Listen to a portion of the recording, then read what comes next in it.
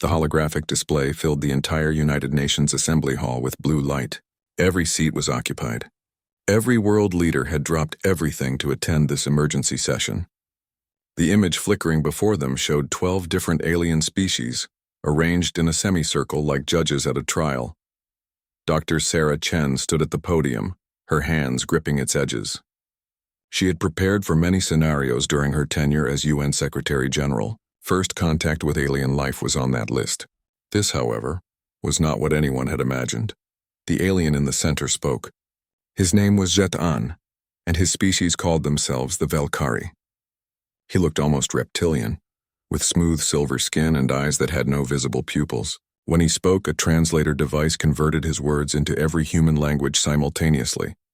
Humanity, Jetan said, his tone carrying the weight of someone used to being obeyed. You have entered the galactic community. This is a significant moment for your species. However, with this entry comes responsibility. The sovereignty has maintained peace across 200 star systems for over 3,000 of your years. We have guided 47 juvenile species into maturity. Now it is your turn. Sarah said nothing. She had learned long ago that silence made people reveal more than questions ever could. Jetan continued. The compliance protocols are not punishment. They are protection. Your species is young, aggressive, and dangerously unpredictable. You wage war among yourselves. You build weapons of mass destruction. You consume resources without thought for tomorrow. Left unchecked, species like yours become threats to themselves and others. Another alien stepped forward. This one resembled an insect, with multiple limbs and compound eyes that shimmered in the projection light.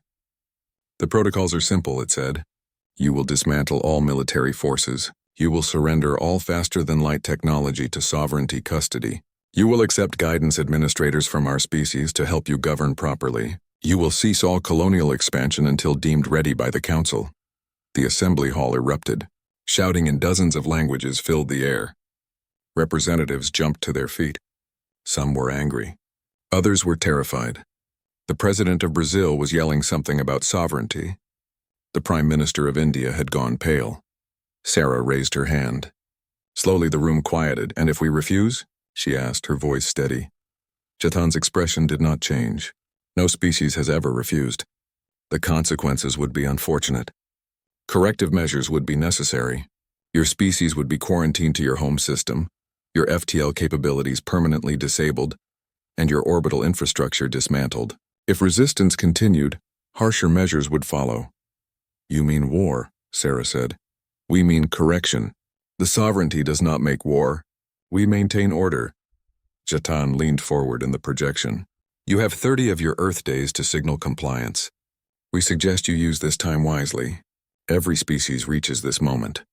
Every species makes the right choice. We expect humanity will do the same. The projection vanished, leaving the assembly hall in darkness for a moment before the regular lights came on. The room exploded into chaos again. Everyone was talking at once. The Russian ambassador was demanding immediate military mobilization.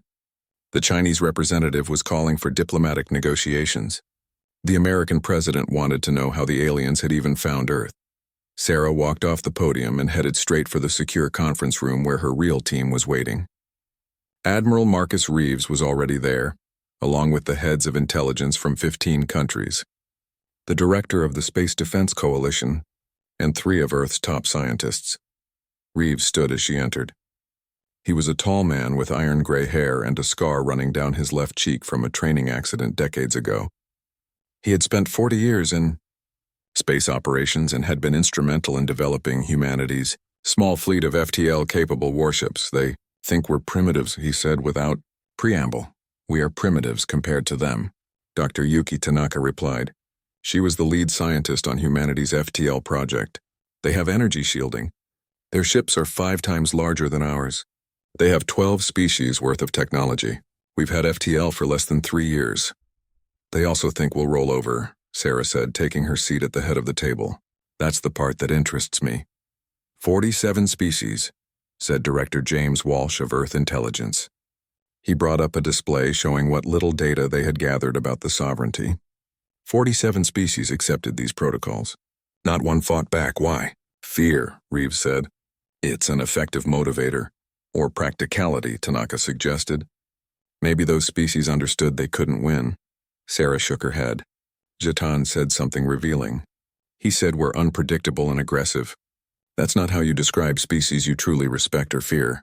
That's how you describe children who need discipline. The room fell silent as they processed this. They're arrogant, Walsh said slowly. They've done this 47 times and it worked 47 times. They have a formula. They think we're just number 48. So what do? Asked General Park from the Korean military. We have maybe 200 FTL-capable ships if we count every transport and mining vessel we've converted. They probably have thousands on. We buy time, Sarah said. We comply in appearance while we prepare in reality. Prepare for what? Tanaka asked. Even if we had a year, we couldn't match their technology. Reeves leaned forward, a grim smile on his face. We don't need to match it. We need to make the cost of subjugating us too high to be worth it. Every military in history has learned this lesson eventually. You don't have to be stronger than your enemy. You just have to make victory so expensive they'd rather leave you alone. You're talking about guerrilla warfare, Walsh said. In space. I'm talking about survival, Reeves replied. The sovereignty expects us to be afraid. They expect us to calculate the odds and surrender. They've probably never encountered a species crazy enough to fight back. Sarah turned to her communications officer. Send a response to the sovereignty. Tell them we are grateful for their guidance and request clarification on several points of the compliance protocols. We need time to translate the documents properly and to explain to our population. Ask for technical advisors to help us understand what dismantling our military would entail. You're stalling, Tanaka said. I'm negotiating, Sarah corrected. And while I negotiate, Admiral Reeves is going to do something important. Reeves raised an eyebrow. What's that? Get our people ready for war. A war we probably can't win. A war we definitely can't avoid.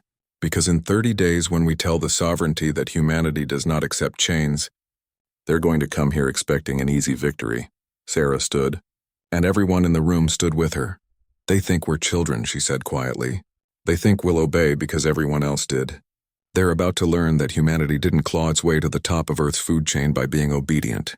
We're survivors. We're stubborn. And we've fought wars against impossible odds before. Most of which we lost, General Park pointed out. But we fought them anyway, Sarah replied. That's what they don't understand about us. It's not whether we can win. It's whether we'll fight. And the answer to that question has always been the same throughout human history.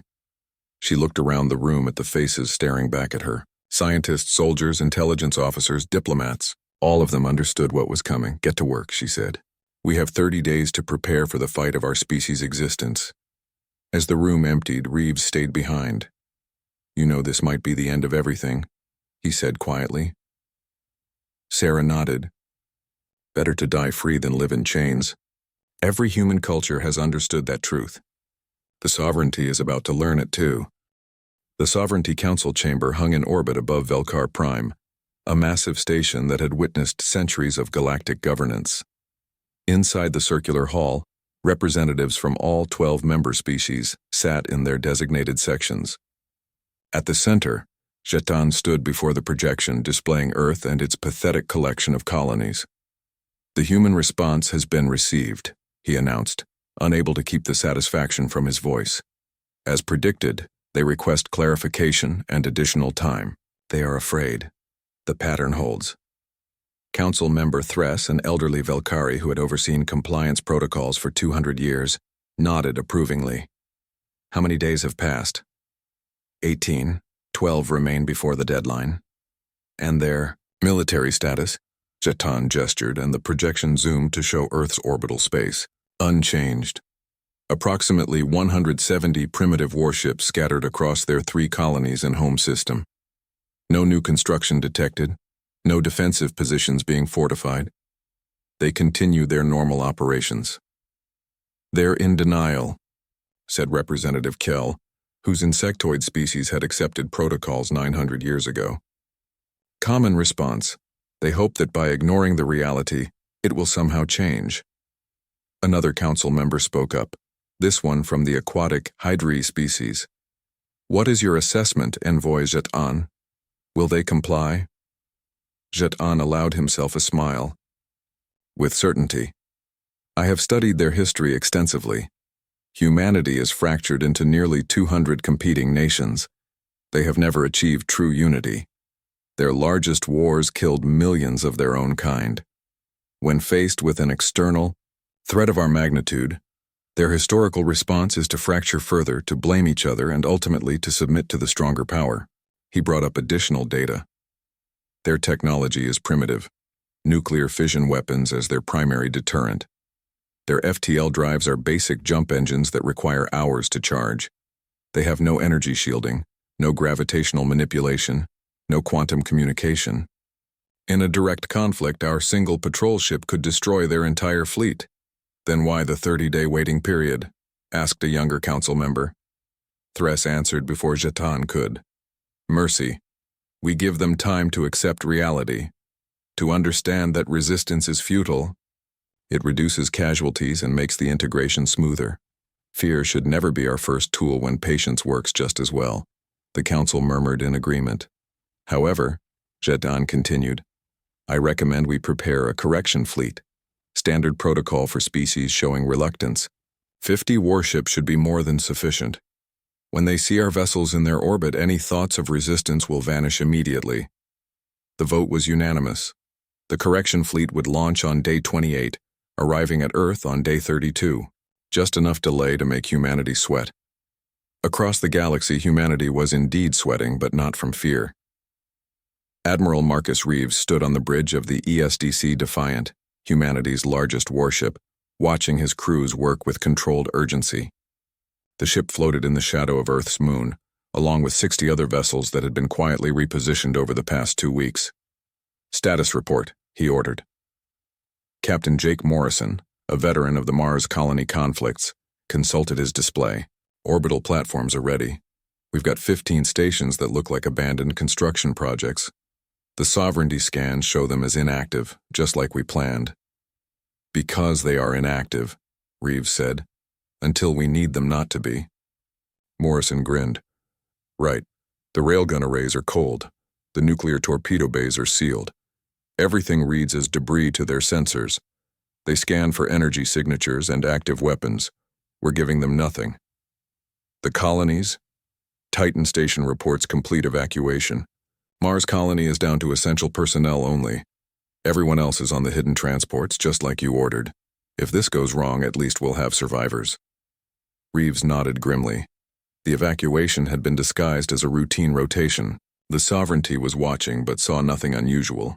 They didn't understand that humanity had spent the last 18 days preparing for the fight of their existence. What about the experimental weapons? Reeves asked. Dr. Tanaka says they're ready. She also says we're insane for trying to use them in combat without proper testing. Did you tell her that's the most human thing we've ever done? Morrison laughed despite the tension. I did. She said that's why she's staying to see it through. On day 29, Sarah Chen sent the final message to the sovereignty. It was polite, respectful, and requested just a bit more time for some final cultural considerations. She received no response. On day 31, the correction fleet arrived at the edge of Earth's solar system. Captain Thelen of the Sovereignty Navy studied the primitive system before him. 4 rocky planets, 4 gas giants, and a pathetic collection of human installations. His fleet of 50 warships represented more firepower than humanity had ever imagined, let alone possessed. Scan results? He asked his sensor officer. Minimal activity, Captain. Approximately 40 human vessels in orbit around their homeworld. Another 20 scattered at the colonies. No defensive formations, no weapons hot. They appear to be doing nothing. Thelen frowned. This was unusual. Most species at least attempted to mount some show of defense, even if futile. It was instinctual. Hail them, he ordered. The communication request went out, and went unanswered. Sir, we're detecting something strange, the sensor officer said. The human ships are powering down, all of them simultaneously. Surrender already? Thelen's second-in-command sounded surprised. That was faster than expected. But something felt wrong to Thelen. He had been in the Navy for 70 cycles. He had seen 40 compliance operations. This didn't match the pattern. Full tactical scan, he ordered. I want to know the location of every human vessel in this system. The scan took 6 minutes. When it completed, Thelen stared at the results in confusion. Where are they? He asked. Sir? We counted 170 human warships in their fleet. We're detecting only 60. Where are the other 110? His tactical officer worked frantically. Unknown, sir. They could be powered down to minimal signatures. They could be behind planets or moons, or they could have retreated to their outer colonies. Show me their orbital infrastructure. The display changed to show Earth's orbital space. Dozens of stations and platforms floated in various orbits. Most looked incomplete or abandoned. Those construction platforms, Thelen said slowly. When were they abandoned? Records show. 2 years ago, sir. The humans started multiple orbital projects and ran out of resources to complete them. Standard juvenile species behavior. 2 years. Before humanity even knew the sovereignty existed. That made sense. And yet the feeling of wrongness persisted. Orders, Captain? His weapons officer asked. Thelen made his decision. We enter Earth orbit, full fleet formation, maximum intimidation. When they see us overhead, they'll find their courage to respond. The 50 ships of the correction fleet advanced into the system, their formation perfect, their shields gleaming, their weapon systems ready for any foolish resistance. They passed Mars. They passed the asteroid belt. They approached Earth's moon. That's when the sensor officer screamed. Energy spikes, multiple energy spikes. Those orbital platforms are powering up. Thelen spun toward the view screen, just in time to see the abandoned construction platforms open like flowers blooming. Each one revealed weapon systems humanity should not have possessed. Railgun batteries, missile pods, directed energy cannons. Evasive action, he shouted. Too late. The first railgun slug hit the lead sovereignty ship at a significant fraction of light speed. The energy shields, designed to deflect energy weapons and small debris, might as well have not existed. The tungsten penetrator punched through the shield, through the hull, and out the other side, venting the ship's atmosphere into space. Then the missiles came. Hundreds of them launched from platforms from the moon from Earth itself. Not the guided smart missiles the sovereignty used, but simple, nuclear-tipped rockets, dumb as rocks but launched in overwhelming numbers. Shields are ineffective, the tactical officer reported, panic in his voice. Kinetic weapons pass right through. Around the moon, space distorted. One by one, 60 human warships decloaked, their engines burning hard, their weapon ports open. Thelen watched in horror as his perfect fleet formation became a killing field.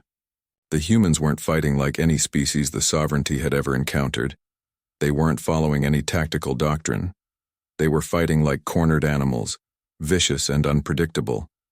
A human ship rammed one of his frigates, both vessels exploding in a ball of nuclear fire. Did they just... His second-in-command couldn't finish the sentence. Suicide attack, Thelen whispered. They weaponized their own ship. The battle lasted 28 minutes.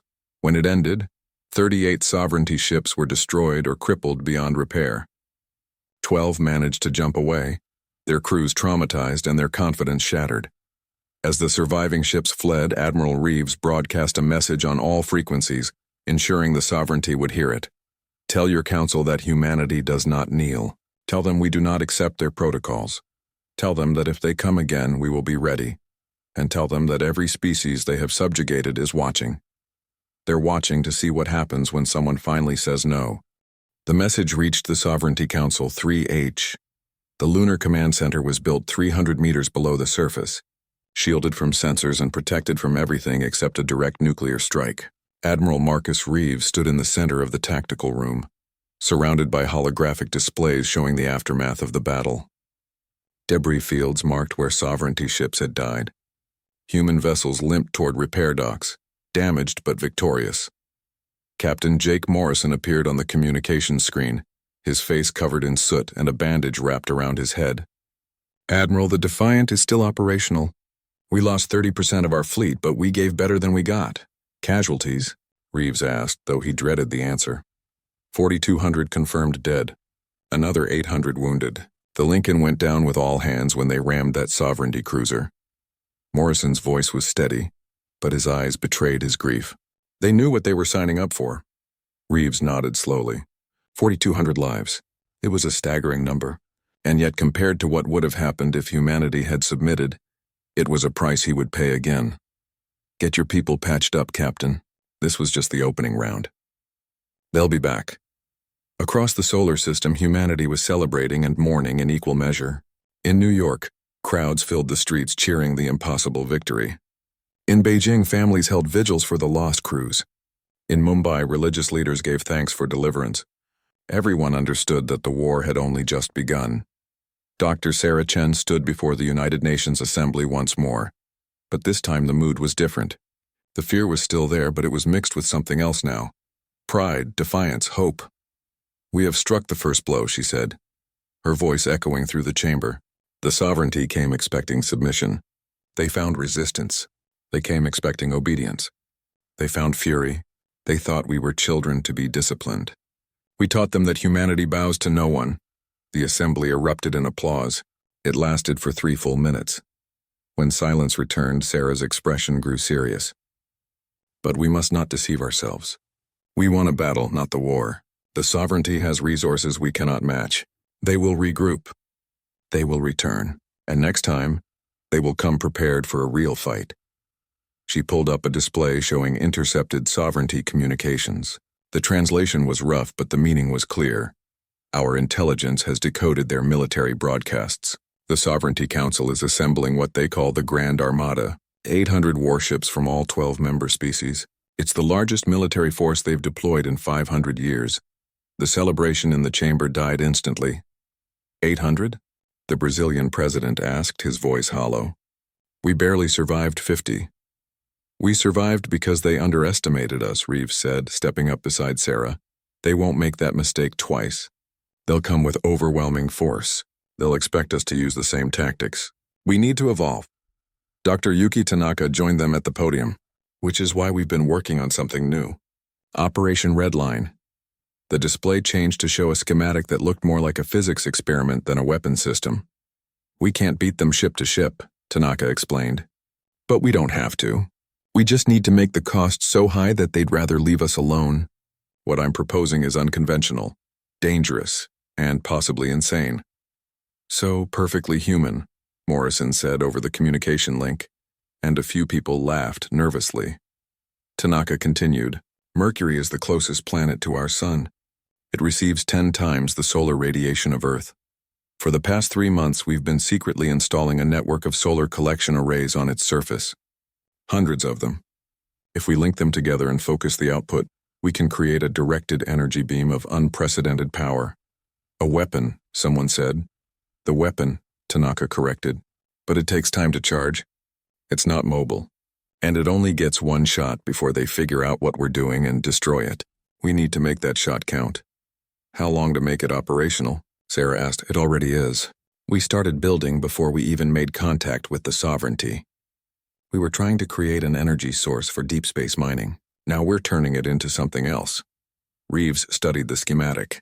You want to lure their entire fleet into range. Exactly. They'll come expecting to crush us. We let them get close. We let them think they're winning.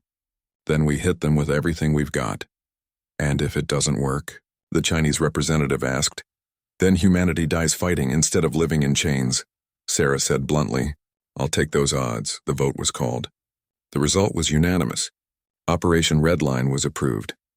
Meanwhile, aboard the Sovereignty Council station, a very different meeting was taking place. Jatan stood in the center of the council chamber, no longer the confident envoy who had first addressed humanity. His career was in ruins. His reputation was destroyed, and now he faced the council's judgment. 38 ships, Council Member Thress said, his ancient voice dripping with disappointment. 38 ships destroyed by a primitive species with technology inferior to our own. How do you explain this, Envoy Jatan? They fight without honor, Jatan said desperately. They use kamikaze tactics. They weaponize their own vessels. They attack from hidden positions. These are not the methods of civilized warfare. Civilized warfare, Representative Kell repeated. There is no such thing. There is only victory and defeat. You promised us the humans would comply. You assured us they were no different from the other 47 species. You were wrong. I followed all established protocols. Jeton protested. And that is precisely the problem, said a new voice. Admiral Carthex entered the chamber. He was old, even by Velkari standards, and his body bore scars from wars fought centuries ago. He had been retired for decades, called back only for this emergency. The humans are different, Carthex said, not because they are stronger or smarter, but because they refuse to accept what every other species accepts. They look at impossible odds and choose to fight anyway. That makes them dangerous. Then we will show them what true power looks like, Jeton said. The Grand Armada will crush them. 800 ships against their pathetic fleet. It will be over in hours. Carthex studied the younger envoy with something like pity. You still don't understand. The humans don't care about the odds. They don't fight because they think they can win. They fight because the alternative is unacceptable to them, and that makes them far more dangerous than any species we've encountered. Are you suggesting we negotiate? Thress asked. I am suggesting we exterminate them completely, Carthex said coldly. If we show mercy, if we allow them to survive, they will become a symbol. Every subjugated species will look at humanity and ask themselves why they submitted. The sovereignty's power rests on the assumption that compliance is inevitable. The humans have shattered that assumption. If we do not respond with absolute force, our entire structure collapses. The chamber fell silent as the council members processed this. Very well, Thress said finally. Admiral Carthex, you will command the Grand Armada. Your orders are clear. Destroy the human military completely. Disable their infrastructure. Make an example of them that the galaxy will remember for 1,000 years. Carthex saluted. It will be done. As he left the chambers, Atan called after him. Admiral, surely we should offer them one final chance to surrender. The protocols failed, Carthex interrupted. We tried mercy. We tried patience. Now we try something else. When the Armada arrives at Earth, humanity will have one choice: unconditional surrender or complete annihilation. There will be no negotiations, no clarifications, no mercy. 14 days. That was how long it would take for the Grand Armada to assemble and reach Earth. 14 days for humanity to prepare for the greatest battle in its history. Dr. Sarah. Chen received the intelligence report about the Armada's size and almost laughed. 800 ships. It was so absurd it was almost funny. Humanity's entire fleet numbered less than 200 vessels, and half of those were damaged from the first battle. We can't win, her chief of staff said quietly. No, Sarah agreed. We can't, but we can make them regret ever finding us. She activated the emergency broadcast system, her message reaching every human being in the solar system and all 3 colonies. Citizens of Earth, she began. Our enemy is coming. They bring overwhelming force. They expect us to surrender. They expect us to beg for mercy. They expect us to act like every other species they've conquered. But we are not like every other species. We are human, and humans have a long history of doing the impossible. She paused, gathering her strength. I will not lie to you. Many of us will die. Perhaps all of us. But we will die free. We will die fighting. And we will make sure that our enemy remembers humanity for the rest of their existence. In 14 days, the greatest fleet ever assembled will arrive at our doorstep. Let's show them what humans do when someone tries to take our freedom. Let's show them that we would rather burn than bow. The message ended. Across human space, people went back to work, preparing, building, training, ready to face the impossible one more time, because that was what humans did best. The shipyards above Velkar Prime had never seen such activity. For 12 days straight, warships from across the sovereignty had been arriving, forming up in massive formations that stretched across orbital space. Cruisers from the Hydri Collective, destroyers from the Krell Dominion, battleships from the Velkari themselves. Each species contributed their finest vessels, their best crews, their most advanced weapons. Admiral Carthex stood on the bridge of the flagship Sovereign Will, watching the fleet assemble through the massive view screen. 800 vessels, 300,000 crew members, the combined military might of 12 species, all focused on one single target. The humans have gone silent, his intelligence officer reported. No broadcasts, no diplomatic messages. Their fleet has dispersed from Earth orbit. We believe they're evacuating their colonies. Running, Jeton said with satisfaction. The disgraced envoy had been assigned to Carthex's staff. A humiliating demotion, but better than execution. They finally understand what they face. Carthex said nothing. He had studied the battle recordings from the correction fleet 100 times. He had analyzed every human tactic, every weapon, every maneuver. The humans had fought with creativity and desperation, two qualities that made them dangerous. Their silence now worried him more than their threats would have. "Status of the fleet?" he asked. "All vessels report ready, Admiral. We await your command." Carthex took a deep breath. He was about to give the order that would likely exterminate an entire species. It was necessary, he told himself. The sovereignty's power rested on fear and inevitability. The humans had challenged that. They had to be destroyed completely, their resistance crushed so thoroughly that no other species would dare to follow their example. "Fleet will depart in 1 hour," he announced. "All ships maintain combat readiness. When we arrive at Earth, we will broadcast one final demand for surrender. If they refuse, we begin orbital bombardment immediately. No warnings, no mercy." The order was transmitted across the massive fleet. In 1 hour, the largest military force in galactic history would depart for Earth. The journey would take 2 days. Across the galaxy, word of the Grand Armada was spreading.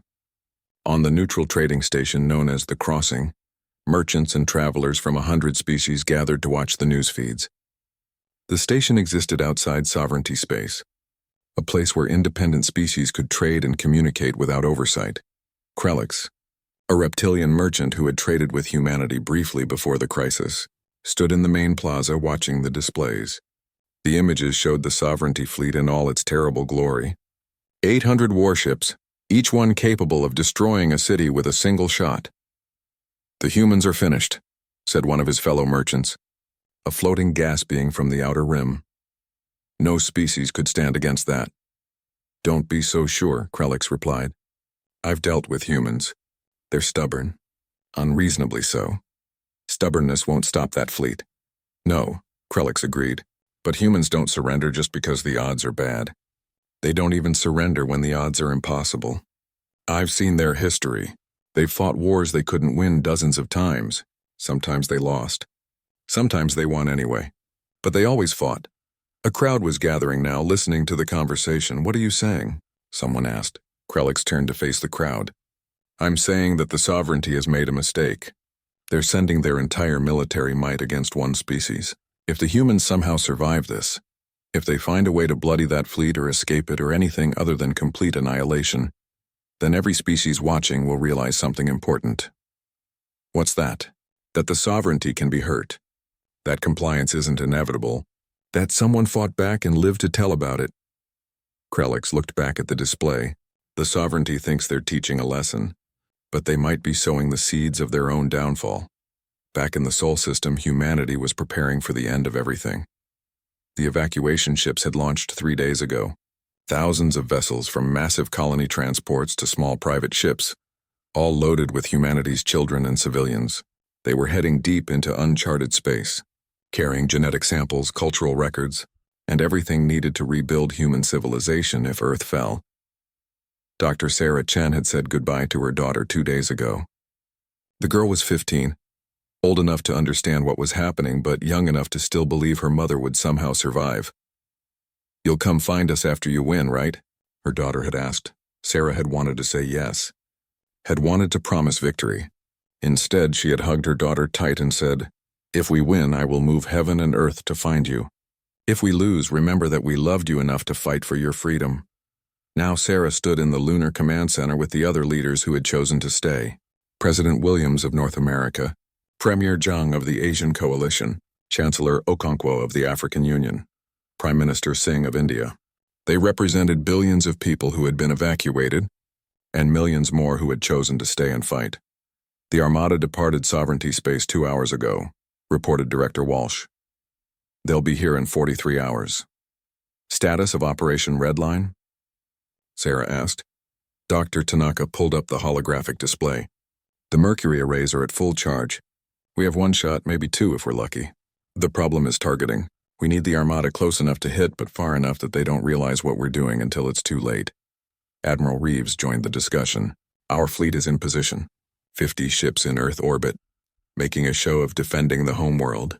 The rest are hidden throughout the system, powered down to minimal signatures. When the Armada commits to attacking Earth, we reveal them. And then, President Williams asked. Then we pray, Reeves said simply. Because if this doesn't work, humanity's story ends tomorrow. The room fell silent. Everyone understood the stakes. I've been thinking, Chancellor Okonkwo said quietly, about why we're doing this. 47 species accepted the sovereignty's protocols. Maybe they were smarter than us. Maybe they understood that survival is more important than pride. It's not about pride, Sarah said. It's about what makes us human. Every species in the galaxy probably values survival. But humans value something more than survival. We value freedom. We value the right to choose our own path, even if that path leads to destruction. Is that wisdom or madness? Premier Zhang asked. Maybe both, Sarah admitted. But it's who we are. We're the species that climbed down from the trees and decided to hunt animals 10 times our size. We're the species that looked at the ocean and decided to cross it on wooden boats. We're the species that split the atom and went to the moon. We've always chosen the difficult path, the dangerous path, because the alternative is to be something less than human. Admiral Reeves pulled up a tactical display. Final positions. The Mercury array is ready. The hidden fleet is in place. Our decoy fleet is performing beautifully, looking just desperate enough to be believable. When the Armada arrives, they'll see exactly what we want them to see. A broken species making a last stand at their homeworld. And when they move in to finish us? Singh asked. We spring the trap, Reeves said. We hit them with the Mercury weapon. We reveal the hidden fleet. We throw everything we have at them. And we hope that 800 ships are not 800 too many. The meeting broke up, each leader returning to their duties. Sarah stayed behind with Reeves and Tanaka.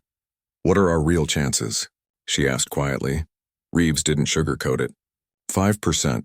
Maybe. We're relying on surprise, on them underestimating us again, and on a weapon we've never tested in actual combat. If any piece fails, we lose everything, and if we win, then we've hurt them badly enough that they'll think twice about coming back, Tanaka said. The sovereignty rules through intimidation. They've never faced real resistance. If we show them that subjugating humanity costs more than it's worth, they might leave us alone. Or they might exterminate us out of spite, Reeves added. Sarah laughed bitterly. Either way, we're making history. The first species to fight back. That's something. 43 hours until the Armada arrived. 43 hours to prepare for the battle that would decide humanity's fate. Captain Jake Morrison was on the Defiant, making final preparations with his crew. They had repaired the battle damage as best they could, but the ship still bore scars from the first engagement. Morrison walked through the corridors talking to his people, knowing that many of them wouldn't survive the coming fight. Captain, one of the young ensigns asked, do you think we'll win? Morrison considered lying, considered giving false hope. Instead, he told the truth. I think we'll fight. I think we'll make them bleed for every inch of space.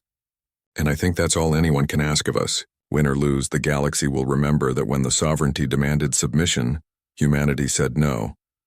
The ensign nodded, satisfied with that answer. Across human space, similar conversations were happening. On Mars, where the remaining colonists prepared underground bunkers. On the lunar base, where weapons techs loaded their final rounds. On Earth, where volunteers manned the orbital defense platforms, knowing they were essentially suicide positions. And on the hidden ships scattered throughout the Sol system, crews sat in darkness, waiting for the signal that would send them into battle against impossible odds. Dr. Sarah. The Grand Armada emerged from FTL in perfect formation, 800 warships arranged in a sphere that could bring devastating firepower to bear from any angle. Admiral Carthex stood on the bridge of the Sovereign Will, studying the tactical display, with the cold calculation of someone who had fought wars for centuries. Scan results, he ordered. Confirmed. 53 human vessels in Earth orbit. His sensor officer reported. Defensive formation. All weapons hot. Multiple orbital platforms active. No sign of additional forces. Carthex frowned. 53 ships. That was barely a quarter of humanity's fleet. Where were the others? Had they fled? Were they hiding? Scan the entire system. I want to know where every human ship is located. Sir, that will take time. Then start immediately. On Earth, Dr. Sarah Chen watched the Armada appear on the displays. 800 ships. It was worse than she had imagined. The sheer scale of it made her stomach turn. Each of those ships could destroy a city. Together they could turn Earth's surface to glass in hours. "They're scanning," Director Walsh reported. "Full system sweep. They're looking for the rest of our fleet." "Let them look," Sarah said. "By the time they find it, it'll be too late." Admiral Reeves opened a channel to all human ships. "All vessels, this is Reeves. Hold your positions. Do not engage until I give the word. We need them closer." On the Defiant, Captain Morrison watched the enemy fleet advance. They were moving slowly, cautiously, their shields at maximum. They had learned from the first battle. This time they weren't underestimating humanity. "Captain, we're receiving a transmission from the Sovereignty flagship," his communications officer said. "Put it through." Admiral Carthex's face appeared on the screen. His expression was utterly neutral, showing no emotion, no mercy, no doubt. "Humanity," he said, "you have one final opportunity to surrender. Power down your weapons. Disable your vessels. Submit to Sovereignty authority. You have 5 minutes to comply. If you refuse, we will destroy your military, your infrastructure, and your orbital stations. Your homeworld will be bombarded until you have no capacity to resist. This is your only warning." The transmission ended. Morrison looked at his crew. "Opinions?" "I say we tell him to shove his warning where the sun don't shine," his tactical officer said, and the bridge crew laughed nervously. "Sarah?" Morrison asked, opening a channel to the Lunar Command Center. Dr. Sarah Chen appeared on his screen. Her face was calm, but her eyes blazed with defiance. "Send our response," she said. Morrison nodded. He opened a channel back to the Sovereignty flagship. "Admiral Carthex," he said clearly, "humanity rejects your terms. We reject your protocols. We reject your authority. If you want our freedom, come and take it." He closed the channel. On the sovereign will, Carthex received the message without expression. He had expected nothing else. The humans were going to die. They had chosen extinction over submission. Foolish, but perhaps there was a kind of dignity in it. "All ships," he announced to the fleet, "commence attack. Primary targets are the human vessels and orbital platforms. Secondary targets are surface military installations. We will not stop until they have no capability to resist." 800 warships opened fire. The space around Earth lit up like a supernova. Energy weapons lanced through the void. Missiles streaked toward their targets. The Sovereignty attack was coordinated, overwhelming and absolutely devastating. The first human orbital platform exploded, torn apart by a dozen simultaneous impacts. Then another, and another. "Hold positions," Reeves ordered, watching the tactical display with iron control. "Do not break formation." The human ships were taking fire now. Shields flared and failed. Hulls ruptured. The Edison exploded, taking 200 crew with it. The Cairo went dark, atmosphere venting into space. "Admiral, we have to return fire," someone shouted. "Not yet," Reeves said. "Not yet." On the Sovereignty flagship, Carthex watched the human defense collapse. As expected, they were no match for the Armada's firepower. In 10 minutes, half their ships would be destroyed. In 20, all of them. "Sir," his sensor officer said suddenly, "we're detecting something strange. The human ships they're scattering. All of them. They're breaking formation and fleeing in different directions." Carthex watched in surprise as the human vessels suddenly abandoned Earth orbit, each one heading in a different direction at maximum speed, some toward Mars, some toward the asteroid belt, some deeper into the system. "They're running," Jetan said with satisfaction. The humans are cowards after all. But Carthex wasn't so sure. The humans hadn't run from the correction fleet. Why run now? "Do not pursue," he ordered. "Maintain formation around Earth. Continue bombardment of orbital platforms." "Sir, should we not chase them down?" "They have nowhere to go," Carthex said. "We will destroy them at our leisure. Focus on securing Earth first." That was his first mistake. Dr. Tanaka watched from the lunar base as the Sovereignty fleet moved into position around Earth. They were closer now, much closer. "Exactly where she needed them, Admiral," she said quietly. Reeves checked the positioning one final time. The bulk of the Sovereignty fleet was now between Earth and Mercury. They had moved into the kill zone. "Do it," he said. On Mercury, 400 solar collection arrays suddenly came online, their massive panels tilting to focus on a single point. The energy they had been gathering for months, the raw power of the sun itself, was channeled through focusing lenses and redirected into space. The beam that emerged was invisible at first, just a distortion in space. But when it reached the Sovereignty fleet, it became very visible indeed. The concentrated solar energy hit the Armada like the wrath of an angry god. The first 50 ships in the beam's path simply ceased to exist. Their shields and hulls vaporized instantly. The ships behind them fared little better, their shields overloading, their systems failing, their crews dying before they could even scream. "What is that?" Carthex roared, watching in horror as his fleet was carved apart. "Energy weapon. Massive energy weapon. Source is..." The sensor officer's voice rose in disbelief. "It's coming from the inner system." From Mercury itself. The beam swept through the Armada like a knife through paper. When it finally powered down 3 minutes later, 217 Sovereignty ships were gone. Just gone. Vaporized or crippled beyond repair. But Carthex was a veteran. He had fought enough battles to know when to adapt. "All ships, scatter. Evasive maneuvers. Target that weapon platform." The Armada began to respond, ships breaking formation, weapons systems turning toward Mercury. That was their second mistake. From behind the moon, from the asteroid belt, from Mars orbit, from a dozen hiding places throughout the system, the rest of humanity's fleet decloaked. Not 50 ships. Not 100. Every vessel humanity could crew, including converted civilian transports equipped with weapons, mining ships loaded with explosives, and small fighters that had no business being in a battle this size. And they all attacked at once. "Now," Reeves shouted. "All ships, engage!" The human fleet struck the Armada from every direction. Emerging from FTL at point-blank range, they didn't try to fight fair. They didn't follow any tactical doctrine. They did what humans did best. They improvised, they adapted, and they refused to die easily. The Defiant emerged directly behind a Sovereignty cruiser and fired every torpedo it had. The cruiser's shields, already weakened by the Mercury weapon, collapsed. The ship broke in half. A human mining vessel, the New Pittsburgh, rammed a Sovereignty destroyer at full speed. Both ships exploded in a nuclear fireball, but the destroyer took 3 more ships with it when its reactor went critical. "They're everywhere."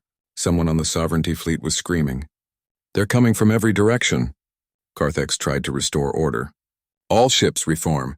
Concentrate fire. We still outnumber them." But the advantage of numbers was meaningless when the enemy was attacking from all sides, when they were using suicide tactics, when they were willing to trade 1 ship for 2 or 3 or however many they could take with them. And then humanity played their final card. Captain Morrison had volunteered for this. The Defiant was too damaged to survive the battle anyway. He might as well make it count. "All crew to escape pods," he ordered. "You have 2 minutes. Captain, what are you—" "That's an order." "Everyone off this ship now." As the crew evacuated, Morrison programmed a course directly into the heart of the Armada. Then he activated the experimental drive that Dr. Tanaka had installed. The FTL drive, modified and overloaded, did something it was never meant to do. Instead of opening a normal jump point, it tore a hole in reality itself. The Defiant entered FTL while still in normal space. The resulting explosion was like nothing the galaxy had ever seen. The ship didn't just explode. It collapsed into itself, creating a brief but devastating gravitational anomaly that pulled in everything nearby. 15 Sovereignty ships were caught in the effect, crushed or torn apart by forces that shouldn't exist in normal space. Morrison died instantly, never knowing that his sacrifice had just shown humanity how to weaponize FTL travel itself. But Admiral Reeves knew, and he immediately ordered 6 more ships to replicate the maneuver. "Negative," came the responses. "We're staying in the Fig."